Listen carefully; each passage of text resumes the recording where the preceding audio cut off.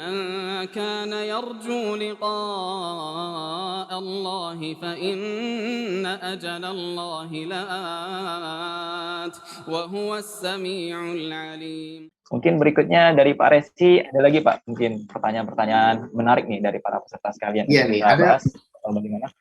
Baik, ada pertanyaan yang cukup menarik juga dari salah satu peserta, dari Bu Erni Umu Anugrah, terkait dengan kiat apa yang perlu dilakukan untuk menyatukan visi antara pemerintah dan masyarakat dalam mewujudkan perekonomian negara yang islami sesuai tuntutan syariat wal masyaallah.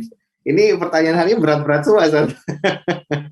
Jadi apa sih visi yang perlu, apa yang perlu dilakukan gitu ya bagi kita mungkin ya, atau nasihat bagi kita semua agar bisa bersatu gitu visi antara pemerintah dan masyarakat ini menuju ekonomi robani itu bisa terwujud gitu Ustaz.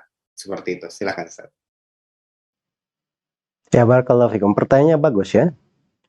Dan memang pertanyaan ini muncul karena ya kita hidup di tengah masyarakat ya, sering mengalami banyak ribut-ribut, ya, banyak kritikan terhadap pemerintah, dan ini sebenarnya masuknya di pembahasan tata negara, masuknya di pembahasan politik syar'i.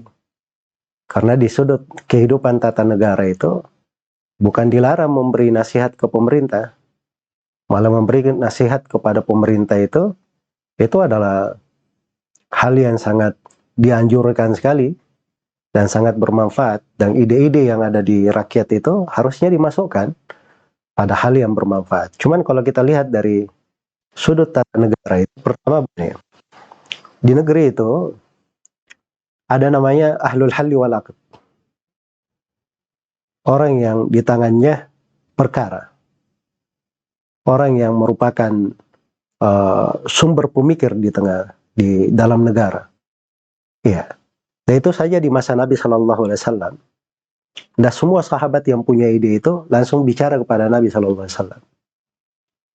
Tapi kadang dia musyawarah dulu kepada Abu Bakar, kepada Umar, kepada ini. Nanti Abu Bakar dan Umar memusyawarakannya kepada Nabi Shallallahu Alaihi Wasallam. Kalau ada hal-hal tertentu dimasukkan kepada Nabi, bisa dalam hal itu. Apalagi kalau menghadapi kondisi-kondisi tertentu, kondisi-kondisi genting. Seperti Umar radhiyallahu taala anhu sering mengumpulkan para sahabat di dalam banyak masalah. Nah, itu dikumpulkan. Dan yang dikumpulkan bukan seluruh sahabat. Ya, beliau pilih dari sahabat-sahabat tergantung kegentingan masalah.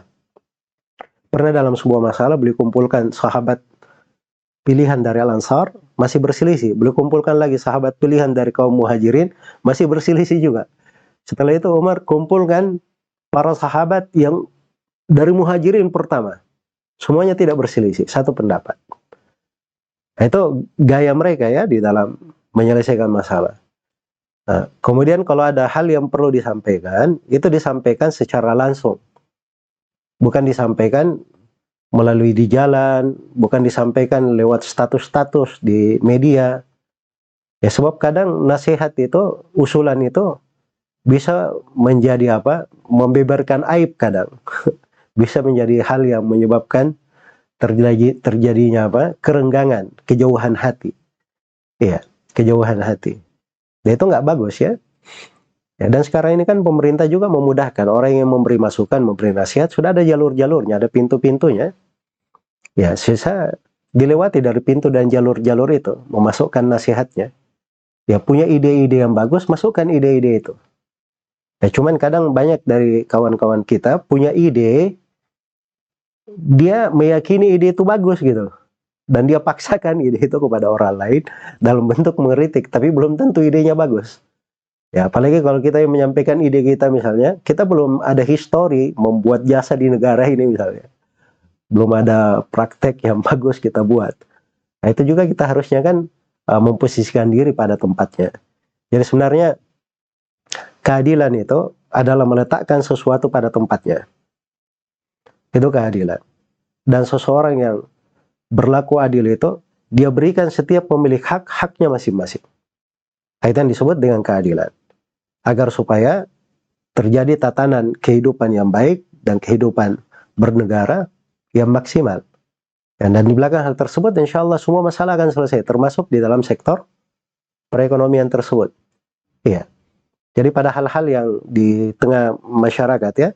Jadi kita kadang di dalam melihat masalah itu, kalau kita berbicara tentang hubungan tata negara, kita tidak melihat upside-nya aja, tapi downside juga kita lihat ya apa yang ada di bawahnya. Ini kadang di dalam menyelesaikannya juga ada hal-hal yang kalau memang di situ sudah letak kesepakatan, dibolehkan, tidak ada larangan, maka di di tengah rakyat ini bagaimana caranya kita buat dari suatu kebaikan di sektor ekonomi misalnya ataupun yang lainnya, hal-hal yang dengannya bisa memberi manfaat kepada manusia, bisa menguatkan negara, bisa membantu orang lain, dan dia sendiri beribadah kepada Allah dengan hal itu. Nah, itu kalau dia ingat dari dasar-dasar yang saya sebutkan tadi di materi, maka insya Allah ta'ala akan baik semuanya. Semoga Allah memberi taufik kepada semuanya. Wallahu ta'ala alam.